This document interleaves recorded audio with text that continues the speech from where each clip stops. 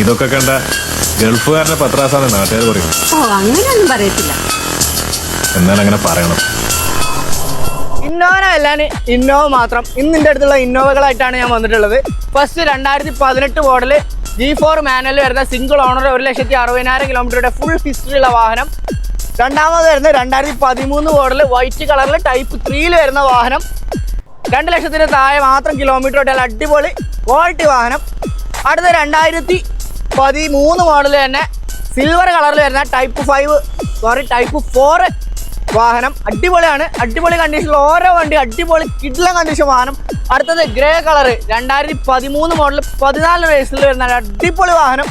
അടുത്തത് 2018 വരുന്ന കിടുക്കാച്ചി നമ്പറായ വണ്ടി. 2018 വരുന്ന 1,68,000 കിലോമീറ്ററുടെ ഇന്നോവ ക്രിസ്റ്റ G4 മാനുവൽ.